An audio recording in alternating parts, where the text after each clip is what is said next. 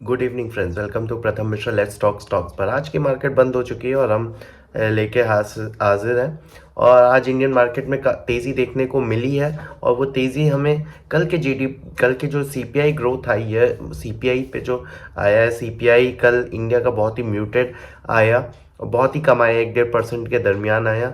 तो अगर आप 1-1.5% का इन्फ्लेशन देख रहे हैं तो आज हमने काफ़ी रियलिटी सेक्टर में देखा कि उछाल आई, क्योंकि रियलिटी सेक्टर एक पहला सेक्टर होता है जो कि बहुत तेज़ी से ऊपर जाता है जैसे उसको रेट कट्स मिलता है। क्योंकि आप कोई भी रियल एस्टेट की कोई भी प्रॉपर्टी ले रहे हो तो वो बिना लोन के बगैर पॉसिबल ही नहीं हो पाती। और जैसे ही लोन आपको उस पर रेट दर होती हैं तो एक किस्म से दोनों को फ़ायदा होता है। एक रियलिटी जो इंडिया में बेसिकली होता है कि जो रियल स्टेट का जो प्लेयर होता है वो अपना दाम उतना ही बढ़ा भी देता है, तो उस हिसाब से उसका मुनाफा जो थोड़ा बढ़ जाता है और ज़्यादा लोग भी आने लगते हैं। तो इस कारण से जब भी आप देखेंगे इंटरेस्ट रेट की खबर थोड़ी नीचे जाती है, वो इंटरेस्ट रेट जैसे नीचे जाने की खबर आएगी आप देखेंगे कि ये सब सेक्टर एक आईटी सेक्टर रहता है। और आपको बता दूं मैं कि पी रेशियो जो होता है is inversely proportional to interest rate होता है। मतलब जितना इंटरेस्ट रेट कम होगा उतना पी रेशियो बढ़ता चला जाएगा। मतलब आप इंटरेस्ट रेट जितना कम करेंगे पी रेशियो उतना बढ़ता चला जाएगा। तो अब आज मार्केट में तेज़ी थी। कल फेड पॉवेल भी उन्होंने स्पीच दी और उन्होंने भी बोला कि हम इंटरेस्ट रेट कम करने की नज़र हमारी जरूर रहेगी आगे समय में। वहाँ से यूएस मार्केट भी तेज़ी थी, वहाँ से पिकअप करी उसने। फिर आप जापानीज़ मार्केट भी देखेंगे, जापानीज़ मार्केट पूरी तेज़ रही और हमारे इंडियन मार्केट में भी वो तेज़ी आती रही। मतलब एक यूएस की तेज़ी हमें आती रही और उसके कारण से तेल की कीमतों में भी थोड़ी कमाई कम होने को दिखा हमें।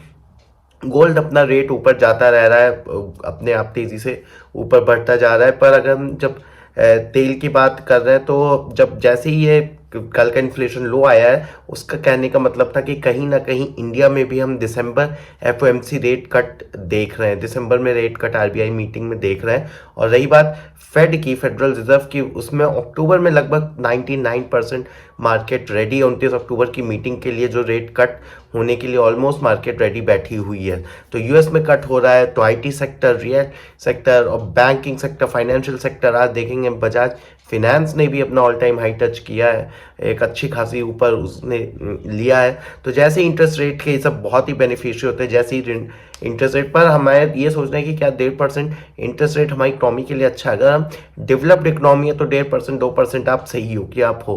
पर अगर आप डेवलपिंग इकनॉमी हो तो आपको चाहिए कि आपके रेट्स बढ़ रहे हों, आपकी आपकी एम्प्लॉयमेंट में तेज़ी आ रही हो, आप में लोगों की कमाई की खर्चे ज़्यादा कैपेसिटी बढ़ती जा रही हो लगातार। तो इसलिए आप ज़्यादा इंटरेस्ट रेट देखने के आदी होते हो और ज़्यादा इन्फ्लेशन आपको चाहिए होता है। पर इसमें अगर रियल और जीडीपी का nominal GDP minus real GDP आपका एक इन्फ्लेशन आ जाता है। तो अगर हम देखें तो अगर 8 है और वो 7 हो जाएगा, 1% आप जीडीपी आप डिफ्लेटर लगाते हो, तो उसको कम रखने के लिए और जीडीपी ज़्यादा रखने के लिए भी ये चीज़ बोली जा रही है। क्योंकि अगर आप इंडिया में देखें तो इंडिया में 1-1.5% का इन्फ्लेशन हमें आमतौर पे अपनी रोज़मर्रा ज़िंदगी में तो नहीं दिखता है। तो क्या ये डेटा सही है क्या नहीं है, वो एक क्वेश्चन की बात रही है। पर हम फॉरेन की मार्केट देखें तो जापानीज कॉस्पी, हैंग सैंग सब आज अच्छे तेज़ी में रहे। और जैसे ही यूएस ने हिंट दिया कि हम इंटरेस्ट रेट कम कर सकते हैं कल पॉवेल जी ने, तो जैसे ही पॉवेल ने ये चीज़ बोली है तो वैसे ही रियल स्टेट, फाइनेंशियल टेक्नोलॉजी हर जगह इस तेजी में मिली है। पर जो इंडिया में जो आज बड़ी खबर थी, जिसको फाइनेंशियल वर्ल्ड में जिसको एक अच्छी नज़र से नहीं देखा जाता, एक कंट्रोवर्सी चल रही थी, वो थी ईपीएफओ के नए नियम के तहत। अब ईपीएफओ में क्या रखा है, जब आप जॉब करते हो then you are, if are salaried, तो यू आर मैंडेटेड क्या आपका गवर्नमेंट में एक पैसा ईपीएफ में जाता है, जिसका पैसा सीटीसी में आप खुद ही कटवाते हो दोनों तौर से। और उसका लगभग 8.35% इंटरेस्ट के दरमियान, 8.25 8.35 है। 6 महीने में रिव्यू होके, क्वार्टर रिव्यू होके ये आपको डिसाइड होता है इंटरेस्ट रेट। तो वो जब डिसाइड होता है तो अब उसमें कई नियम आए हैं, एडिशनल नियम। तो अब जब नियम है तो नया नियम है कि 25% बैलेंस रिटायरमेंट तक लॉक रहेगा और नौकरी छूटने पर फुल विड्रॉयल की जो अवधि है वो बढ़ा के 12 महीने कर दी गई है, जो कि पहले 2 महीना हुआ करती है। मतलब if you lose the job, अगर आप नौकरी छूटती है आपकी, तो आपको 2 महीने में नहीं, अब आपको 12 महीने लगेंगे अपने पैसे निकालने के लिए, जो कि एक बहुत ही ज़्यादा कंट्रोवर्सी रही इस टॉपिक पे कि अगर मेरी नौकरी छूट रही तो मुझे पैसे की आज ज़रूरत है, मैं 12 महीने बाद मैं उस पैसे का क्या करूँगा। और जो पेंशन आप ले सकते हो उसकी भी अवधि जो है वो बढ़ा के, ड्यूरेशन बढ़ा के 36 मंथ कर दी गई, मतलब 3 साल।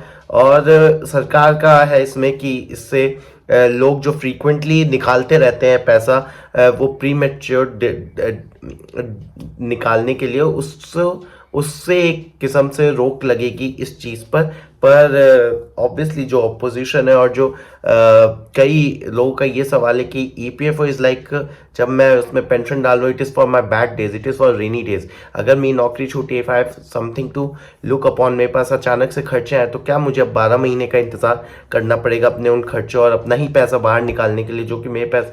और लोग ये भी बोल रहे हैं कि क्योंकि काफ़ी नौकरियां जाने वाली हैं तो इसका सरकार ईपीएफओ से उतना ज़्यादा पैसा आउटफ्लो ना हो जाए, उस कारण से भी इस चीज़ पे रोक लगाने के लिए एक किस्म से ये नियम लाए गए हैं। इसको रिफॉर्म देखा जा रहा है, पर ऑल्दो एक पहली नज़र में तो ये रिफॉर्म बहुत ही कम लगता है, क्योंकि अगर आप रेनी डेज में हो, आपके बुरे दिन आए हैं, तो आप का अपना पैसा भी आप अपनी मर्जी से नहीं उठा पा रहे हो।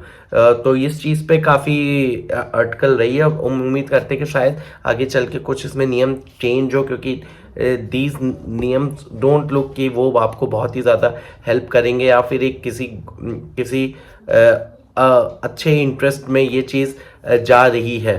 पर अगर हम देखें तो आगे की अगर हम मार्केट्स की बात करें तो हम जोमेटो का रिजल्ट हम अब बहुत बेहतरीन से देख रहे हैं, और बैंक्स के हमारे रिजल्ट आने चालू हो गए हैं। एक्सिस बैंक का जो रिजल्ट आया वो भी 25% का प्रॉफिट उसमें एक्सिस बैंक में भी गिर गया है।